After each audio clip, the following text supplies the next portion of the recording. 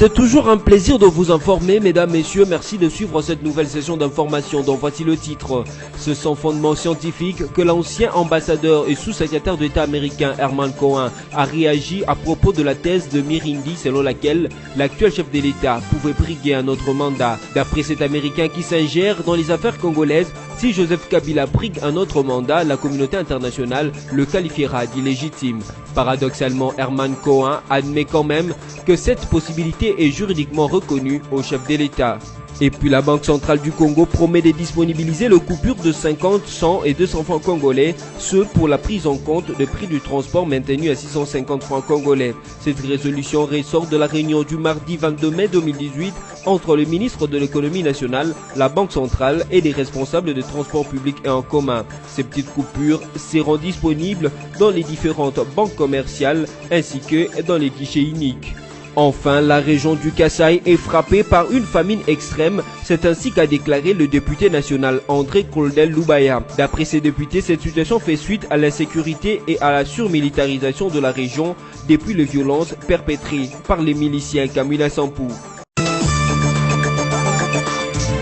Sans fondement scientifique, Herman Cohen a réagi à propos de la thèse de Mirindi selon laquelle l'actuel chef de l'État, Joseph Kabila Kabange, peut briguer un autre mandat. L'ancien ambassadeur sous-secrétaire d'État américain Herman Cohen a réagi à la polémique relative à la thèse de Mirindi qui démontre sans le moindre doute juridique possible que le chef de l'État est en droit de briguer un nouveau mandat et dernier mandat présidentiel s'il le désire à la prochaine élection du 23 décembre 2018.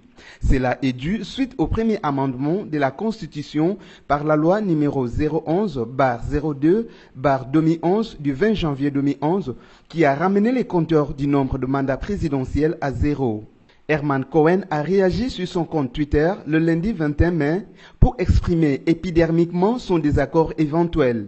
Or, sa réaction est un pur mythe, totalement sans fondement juridique, juste dans le but de faire peur à Kabila de renoncer à cette faculté qui lui donne plein droit de briguer un autre mandat. Selon Herman Cohen, la thèse de Jean-Cyrus Mirindi ne pose aucun problème du point de vue de droit.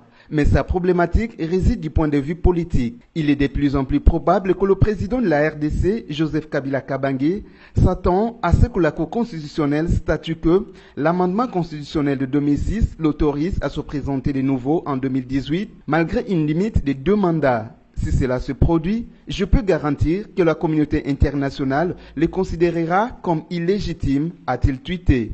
Un coup d'épée dans l'eau. Dans un discours prononcé devant les 2 chambres du Parlement en congrès à Kinshasa, le président avait mis en garde contre toute injonction étrangère, soit-elle des partenaires de la RDC. Elle ne peut se faire que dans le respect de la souveraineté de la RDC. Et les Congolais sont toujours prêts à recevoir des avis, conseils et suggestions, mais jamais des injonctions, avait déclaré le chef de l'État Joseph Kabila Kabange. Ceci démontre que la thèse scientifique de Mirindi est vraie. Il a raison. La question reste à savoir si l'actuel chef de l'État va-t-il céder aux pressions impérialistes, car il a toujours prôné le nationalisme. Une autre question mérite de s'interroger si Cohen peut s'inviter dans la gestion des affaires domestiques de la RDC sans violer les principes de la non-émission, de la non-ingérence et de la souveraineté des États. Affaire à suivre. Le secrétaire général de l'UDPS, Jean-Marc Kabound, refait surface sur l'arène politique congolaise et évoque une transition sans Kabila. À ses pairs de l'opposition ainsi qu'à la population congolaise, le CG de l'UDPS mobilise pour la prise de conscience collective de l'ensemble du peuple sur cette matière. En réaction, la majorité présidentielle qualifie d'irréaliste la démarche préconisée par l'opposition car, soutient-elle, aucune loi de la République ne prévoit cette option.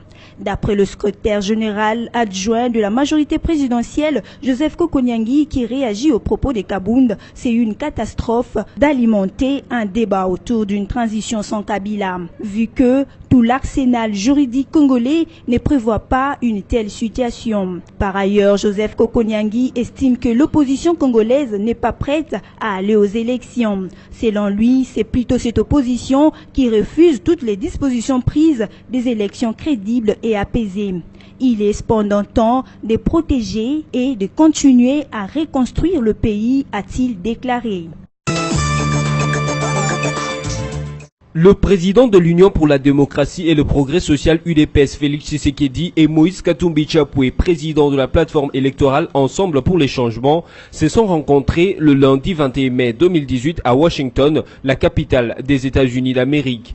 Dans une interview sur place à la presse, les deux leaders de l'opposition RD congolaise ont démenti la rumeur selon laquelle Tshisekedi Junior serait pressenti au poste de Premier ministre en remplacement de Bruno Tshibala, actuel chef du gouvernement. Selon la rumeur qui circule à Kinshasa, un nouveau dialogue est même prévu dans ce sens. Nous sommes ensemble et nous sommes avec le peuple, rassure Félix Tshisekedi et Moïse Katumbi à la presse, avant de préciser qu'il n'est plus question d'aller à un quelconque dialogue, vu que l'accord de la Saint-Sylvestre obtenu grâce aux bons offices de la Sanko reste pour eux la seule voie à suivre, sans quoi il y aura une transition sans le président Kabila, tranche Moïse Katumbi.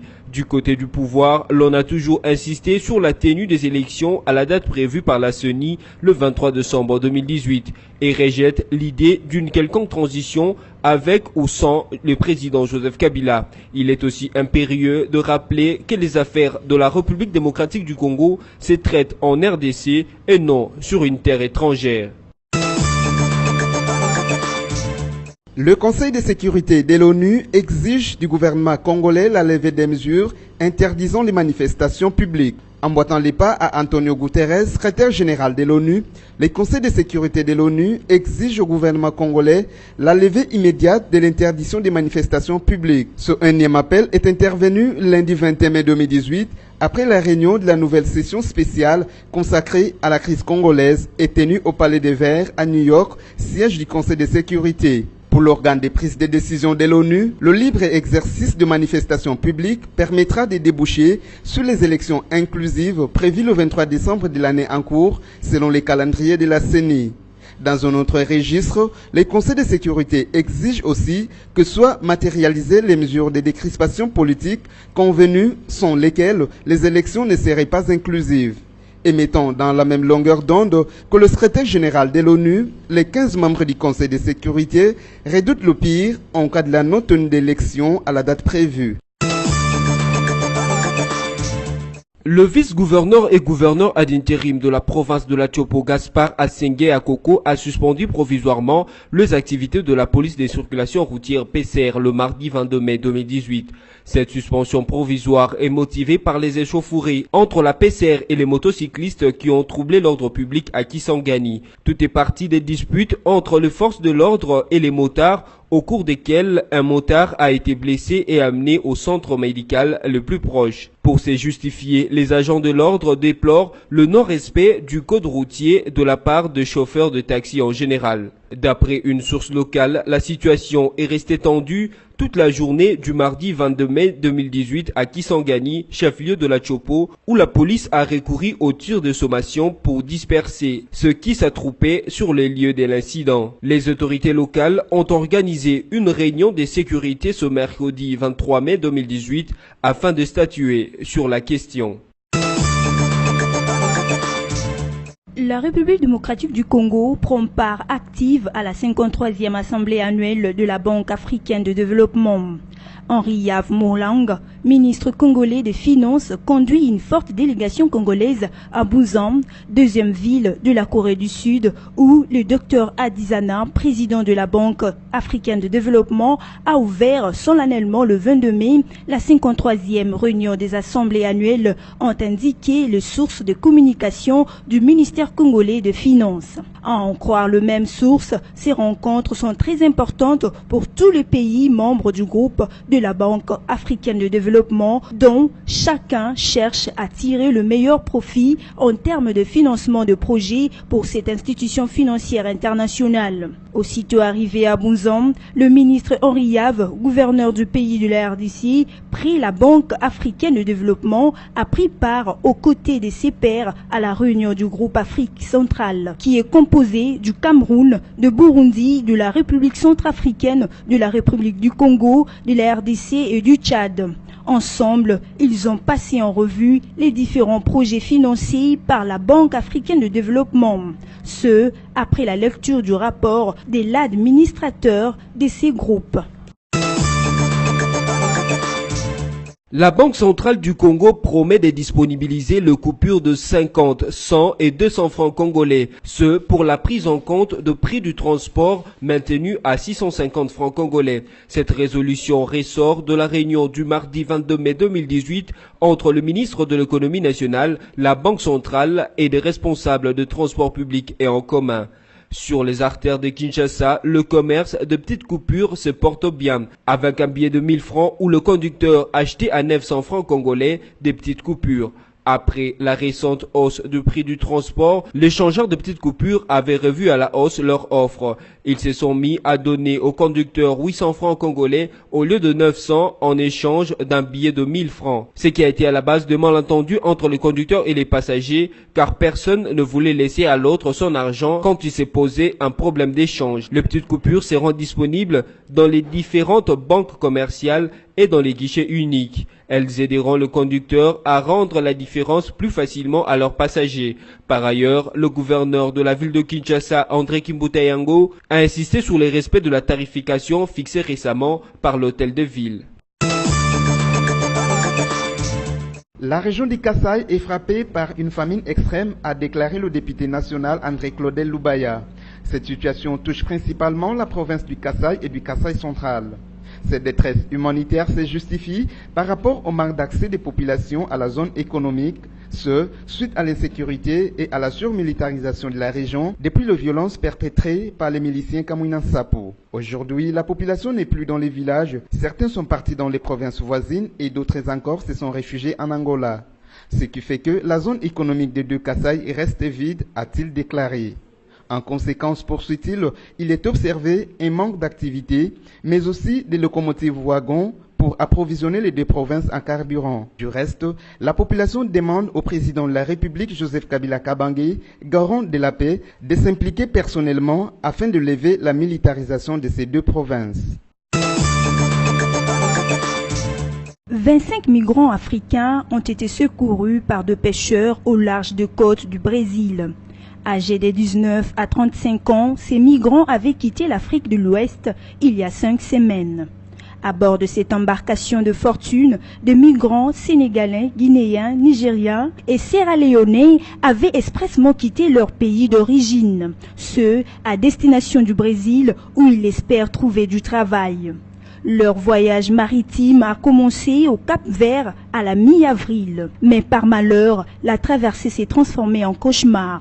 Le drame a débuté par une panne de GPS suivie d'une contre-performance du moteur qui n'était pas assez puissant pour parcourir 3500 km. Le bateau a donc fini par dériver en pleine mer. Deux pêcheurs l'ont secouru à 110 km au large de l'état du Maranhão, dans le nord-est du Brésil. Après avoir mis près d'1 millier d'euros pour cette immigration périleuse, ces immigrants africains regrettent de mettre leur vie en jeu. Sur place au Brésil, les infortunés africains sont déshydratés et affaiblis, hébergés dans un centre d'accueil où ils sont soignés. Si vous nous avez pris en cours de diffusion, voici l'essentiel de titres. Ce sans fondement scientifique que l'ancien ambassadeur et sous-secrétaire d'État américain Herman Cohen a réagi à propos de la thèse de Mirindi selon laquelle l'actuel chef de l'État pouvait briguer un autre mandat. D'après cet Américain qui s'ingère dans les affaires congolaises, si Joseph Kabila brigue un autre mandat, la communauté internationale le qualifiera d'illégitime. Paradoxalement, Herman Cohen admet quand même que cette possibilité est juridiquement reconnue au chef de l'État. Et puis la Banque centrale du Congo promet de disponibiliser le coupure de 50, 100 et 200 francs congolais, ce pour la prise en compte des prix du transport maintenu à 650 francs congolais. Cette résolution ressort de la réunion du mardi 22 mai 2018 entre le ministre de l'économie nationale, la Banque centrale et les responsables de transport public et en commun. Ces petites coupures seront disponibles dans les différentes banques commerciales ainsi que dans les guichets uniques. Enfin, la région du Kasaï est frappée par une famine extrême, c'est ainsi qu'a déclaré le député national André Claudel Loubaya. D'après ces députés, cette situation fait suite à l'insécurité et à la surmilitarisation de la région depuis les violences perpétrées par les miliciens Kamwina Nsapu. Ainsi s'achève ce journal, merci à vous de l'avoir suivi et restez branchés sur BSC Télévision.